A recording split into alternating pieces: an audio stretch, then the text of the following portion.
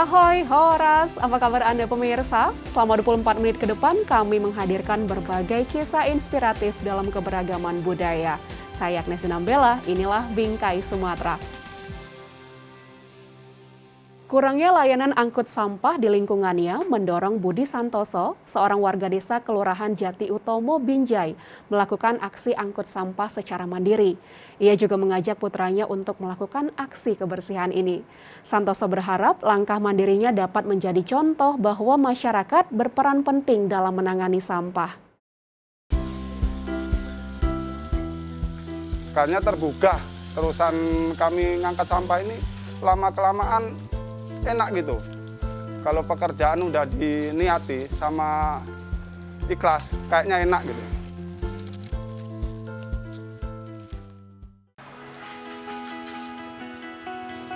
Inilah Budi Santoso, pahlawan kebersihan Kota Binjai.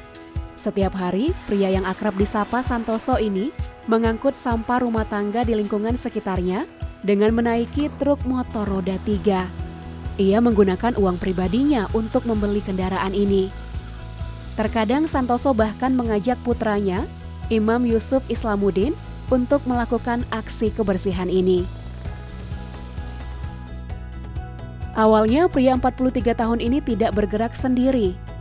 Tahun 2018, ia dan beberapa warga Kelurahan Jati Utomo, Binjai Utara membentuk kelompok swadaya masyarakat atau KSM yang menangani permasalahan sampah di kelurahan ini. Namun gerakan ini mandek di tengah jalan, hanya berlangsung selama lebih kurang 2 tahun. Padahal KSM ini menjadi satu-satunya harapan masyarakat agar lingkungan lebih bersih. Sebab layanan angkut sampah dari pemerintah Kota Binjai tidak sampai ke daerah ini.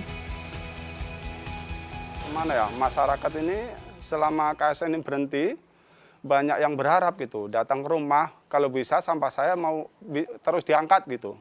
Kalau nggak diangkat kami buang kemana lagi gitu dia, masyarakat sini gitu.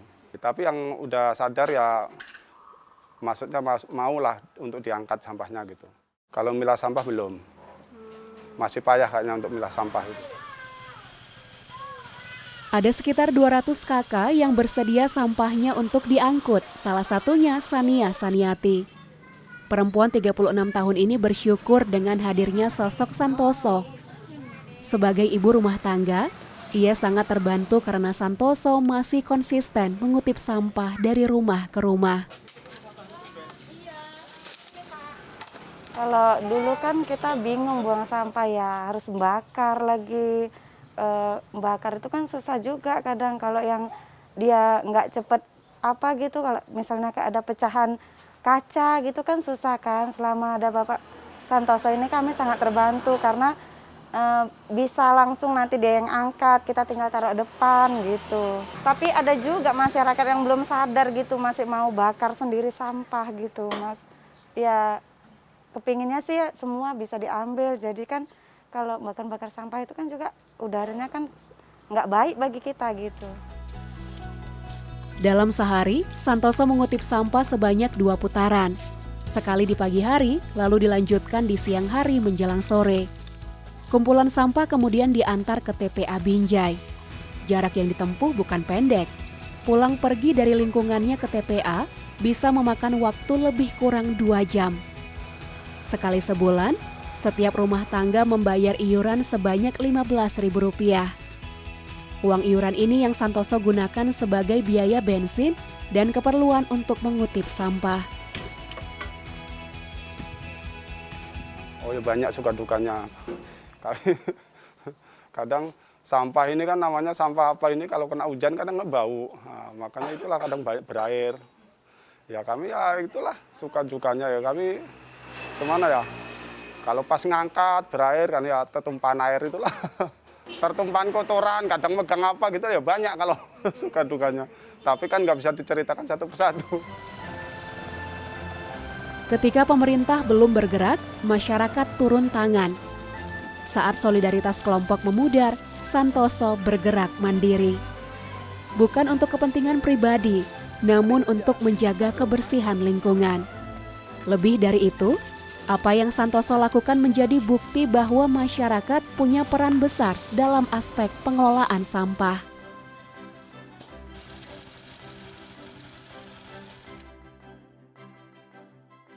Masa pandemi memunculkan banyak orang dan komunitas melakukan aksi sosial, di antaranya Diki Aprinaldi, seorang karyawan yang mengumpulkan donasi nasi bungkus untuk dibagikan kepada masyarakat yang terdampak.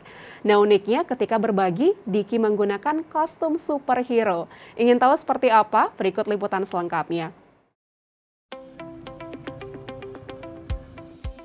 Inilah Diki Aprinaldi atau yang kerap disapa Diki. Pria berusia 35 tahun asal kota Medan ini memiliki jiwa sosial yang tinggi kepada sesama. Di masa penerapan pemberlakuan pembatasan kegiatan masyarakat atau PPKM, ia tergerak untuk membantu masyarakat yang terdampak. Diki mengumpulkan donasi berupa uang dan nasi bungkus. Kemudian hasil donasi yang terkumpul dibagikan kepada masyarakat yang membutuhkan. Namun uniknya, ayah dari seorang anak ini menggunakan kostum superhero ketika berbagi. Hal ini dilakukan karena ia ingin mengekspresikan kecintaannya kepada tokoh-tokoh superhero lewat kegiatan-kegiatan positif. Ini dari hati sih, dari hati. Gimana sih kita biar membantu sesama kita, apalagi sekarang ini ya di masa pandemik seperti ini. Banyak saudara-saudara kita yang tidak bekerja atau yang berjualan juga pastinya omset pendapatannya menurun. Jadi saya mencoba untuk mengajak teman-teman, ya, baik itu saudara, sahabat gitu ya, untuk berbagi dengan mendonasikan 10.000 per nasi bungkus. Diawali dengan dari status saya di WA. Dan alhamdulillah hasilnya banyak yang memberikan donasi, bahkan sampai hari ini. Seperti itu. Dan saya menggunakan cosplay ini mengapa? Karena selain saya memberikan namanya nasi, sekedar makan siang untuk saudara-saudara kita, juga memberikan hiburan kepada mereka. Kegiatan berbagi ini Diki lakukan setiap akhir pekan atau ketika ia libur bekerja. Diki sendiri merupakan seorang pegawai di salah satu bank swasta di kota Medan. Dalam setiap aksinya, Diki membagikan 30 hingga 50 paket makanan tergantung dari jumlah donasi yang terkumpul. Biasanya, lokasi yang menjadi target untuk berbagi adalah di jalan raya dan terminal yang tidak jauh dari rumahnya. Hal ini dikarenakan kesulitannya untuk bergerak ketika menggunakan kostum superhero. Namun, Diki tetap semangat melakukan aksi berbagi ini. Tak jarang, kehadiran Diki dengan kostum superhero-nya mengundang orang-orang untuk berfoto bersamanya. Aksi berbagi yang dilakukan Diki ini tentunya mendapat sambutan yang baik dari masyarakat, khususnya orang-orang yang terdampak dari penerapan PPKM. Salah satunya Riko, seorang pekerja harian lepas ini, mengaku sangat terbantu dengan adanya kegiatan berbagi ini. Menurutnya, paket makanan yang dibagikan dapat membantunya memperoleh makanan di tengah sulitnya perekonomian saat ini. Kalau menurut saya ini ya sebuah kegiatan yang luar biasa positif ya. Selain membantu masyarakat kalangan bawah, ya ini juga sebetulnya menjadi inspirasi kita bersamalah. Semoga aksi superhero peduli ini menumbuhkanlah rasa-rasa kepedulian di dalam diri masing-masing kan. Ya semoga ya bagi kalangan atas atau masyarakat yang mampu lebih pedulilah daripada kalangan bawah. Apalagi di masa pandemi ini kan kami ini butuh seperti ini gitu. Dari aksi unik yang dilakukan Diki juga membuat orang-orang tertarik untuk berdonasi. Tak jarang, orang-orang menitipkan sejumlah paket makanan agar nantinya Diki bagikan kepada masyarakat yang membutuhkan. Rencana ke depan saya ingin punya kegiatan yang namanya adalah Hero ke Rumah, di mana selama ini banyak masyarakat yang berjumpa dengan saya itu mereka sedang kondisi sakit seperti itu. Bahkan ada juga yang kemarin saya jumpai tidak bisa berjalan karena saya jumpai sedang terduduk di jalan ya, pinggir jalan seperti itu. Jadi saya ingin datang ke rumah mereka untuk memberikan bantuan kepada mereka. Ya, baik itu pengobatan atau mungkin kebutuhan mereka untuk di rumah dan keluarga mereka.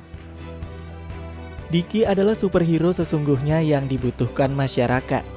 Jiwanya yang mulia, semoga menjadi inspirasi bagi orang lain untuk bermanfaat bagi sesama.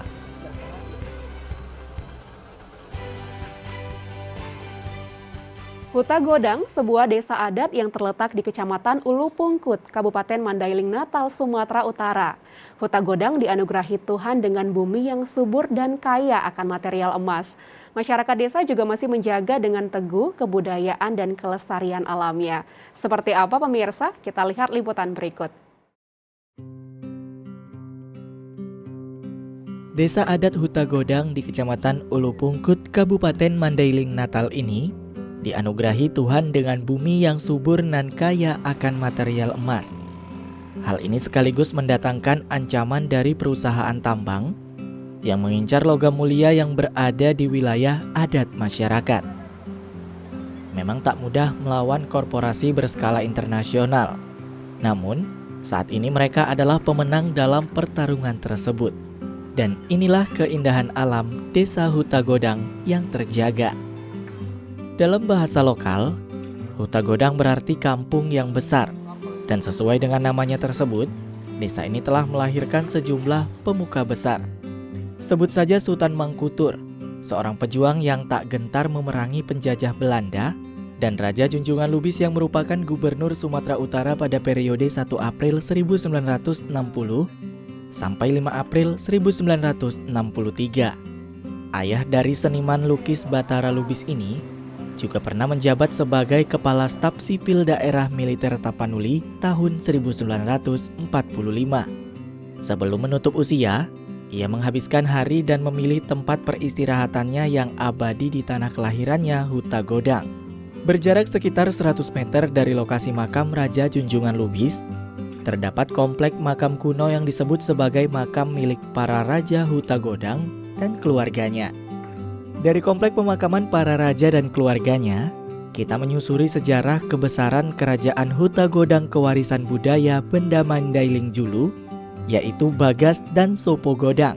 Disinilah Raja Junjungan Lubis membacakan teks proklamasi kemerdekaan dan mengibarkan sang merah putih. Memasuki komplek Bagas Godang, terdapat 2 patung penjaga Bagas Godang yang dikenal dengan patung Sang Kalon. Sebuah patung yang melambangkan sistem hukum dan keadilan dalam tradisi leluhur bangsa Mandailing. Patung yang juga dikenal dengan Sipangan Anak Sipangan Boru ini menggambarkan bahwa hukum dan keadilan tidak memandang bulu. Hukum harus tegak meski pada darah daging sendiri.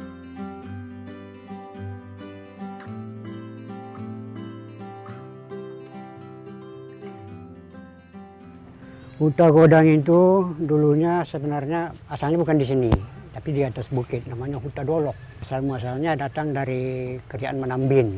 Dari Kerajaan Menambin singgah di situ, tapi mereka singgah di situ ada persyaratan yang mereka bawa waktu itu. Ada persyaratan yang dibawa dengan sibaso, ada namanya yang sibaso itu dukun. Jadi mereka membawa yang namanya ngor-ngor namanya. Jadi ditaruhlah ngor-ngor ini di atas tanah. Kalau ngor-ngor ini mendidih tanpa api di bawahnya, berarti tempat itu bisa dihuni. Jadi kebetulan mereka membuat ngor-ngor itu di situ, ternyata ngor-ngor ini mendidih. Jadi dari situlah mereka tahu bahwa tempat ini bagus, baik untuk dihuni.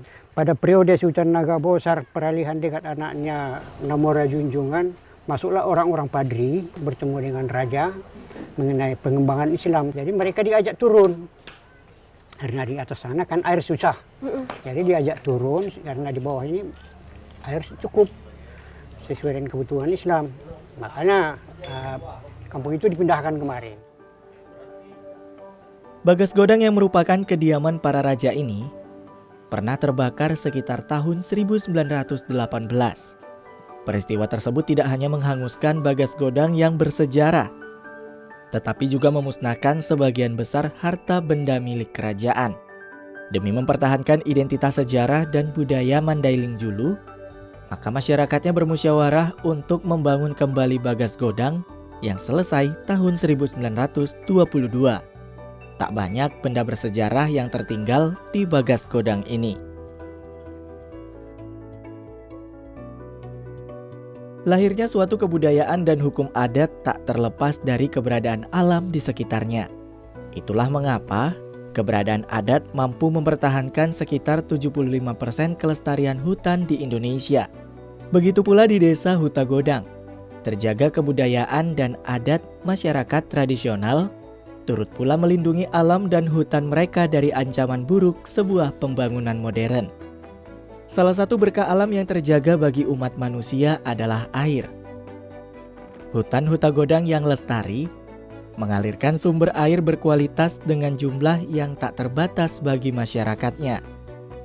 Dan pemirsa, inilah keindahan alam Huta Godang, air terjun Sampuran Sinabuan. Air terjun ini berasal dari keberadaan pohon-pohon penangkap air di Gunung Kulabu yang melepaskan mata air dan mengalirkannya ke sejumlah anak sungai. Maka, sebagai makhluk ilahi yang bertugas sebagai khalifah di muka buminya, merawat kelestarian alam adalah tanggung jawab kita bersama.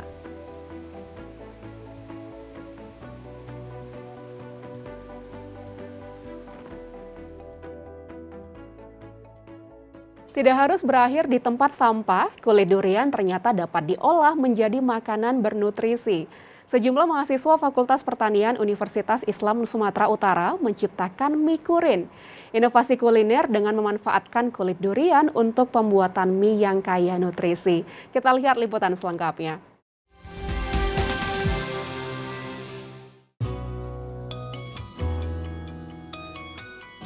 Limbah kulit durian ini bertebaran di mana-mana. Jadi kami memiliki suatu inovasi bagaimana cara memanfaatkan kulit durian ini menjadi suatu produk.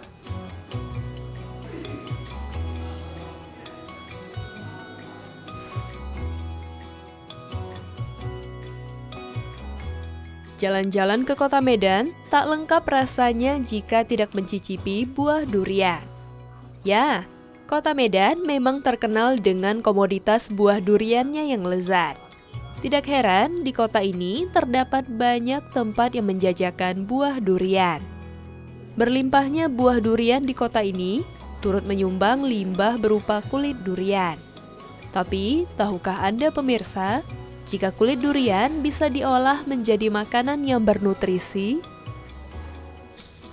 Ya, sejumlah mahasiswa dari Fakultas Pertanian Universitas Islam Sumatera Utara memanfaatkan kulit durian untuk diolah menjadi produk makanan yang inovatif bernama mie kurin. Kulit durian yang sudah dibersihkan ini kemudian dibersihkan lagi dengan memangkas durinya. Nah, kulit durian yang sudah gundul ini kemudian dipotong kecil-kecil lalu dipanggang ke dalam oven.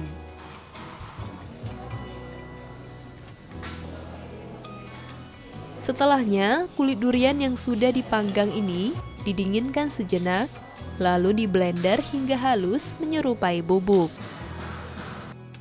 Kemudian, bubuk kulit durian ini pun diayak hingga menghasilkan tepung. Nah, tepung kulit durian inilah yang digunakan dalam pembuatan mie kurin.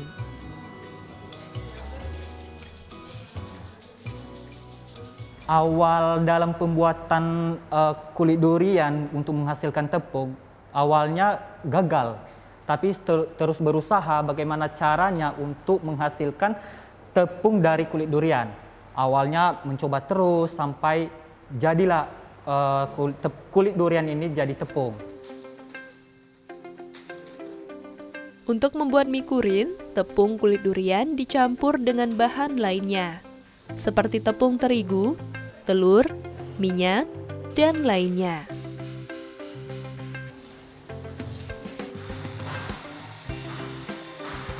Untuk menambah nilai gizi dan warna dari mie kurin, digunakanlah ekstrak sayur bayam.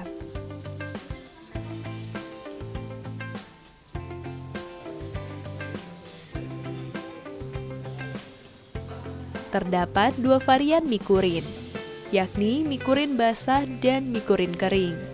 Masing-masing varian mie ini dibanderol dengan harga Rp6.000 hingga Rp7.000. Cukup murah bukan? Tidak hanya menciptakan dampak positif dari segi lingkungan, Mikurin juga memiliki sejumlah manfaat bagi kesehatan seperti yang tercantum pada kemasannya, yaitu mengatasi sembelit, sakit perut, sumber energi, hingga mengandung zat antibakteri. Kami dalam pembuatan Mikurin, kami tidak menggunakan bahan kimia atau bahan pengawet. Terus kulit durian juga memiliki kandungan untuk menguatkan imun tubuh manusia. Jadi baguslah untuk kita konsumsi, apalagi di masa pandemi ini. Meski sudah berumur 3 tahun sejak diciptakan pada tahun 2019, Mikurin tetap eksis dan bertahan hingga kini. Hal ini tidak terlepas dari konsistensi mahasiswa Fakultas Pertanian UISU dalam memasarkan produknya melalui media sosial seperti Instagram. Pihak kampus juga terus mendukung produk ini untuk terus tumbuh dan menjangkau target pasar yang lebih luas ke depannya. Mudah-mudahan bisa gitu untuk menjangkau pasaran yang lebih luas lagi, biar produk ini bisa terkenal lebih luas lagi untuk pemasarannya. Karena Mikurin kan tidak menggunakan bahan kimia, itu kelebihannya. Dia menggunakan bahan-bahan alami semua. Vina Citra Lestari adalah salah satu konsumen setia Mikurin. Ia sudah berlangganan produk ini selama kurang lebih 2 tahun. Tidak hanya mengonsumsi, Vina juga pernah memadukan produk mie ini dalam produk kuliner yang dijualnya. Kalau soal Mikurin ya, teksturnya ini lembut. Udah gitu, kalau mie yang lain nih, kalau makin lama terendam air itu kan makin besar tuh ya. Kalau Mikurin ini enggak, ya dia tetap segitu aja ukurannya. Jadi kalau kita makan tuh rasanya tuh tetap memang benar-benar nggak ada campuran yang aneh-aneh gitu. Mie-nya tetap rasanya lembut, enak.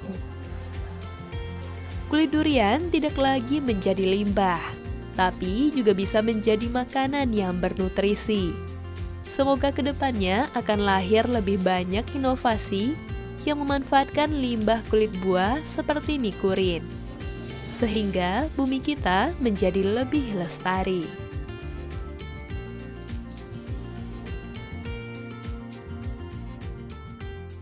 Sekian program Bingkai Sumatera. Jaga diri Anda dengan menerapkan protokol kesehatan 5M dimanapun Anda berada. Memakai masker, mencuci tangan pakai sabun dan air mengalir, menjaga jarak, menjauhi kerumunan, serta membatasi mobilitas. Tetap semangat menyebarkan kebaikan. Saya Agnes Sinambela pamit. Sampai jumpa.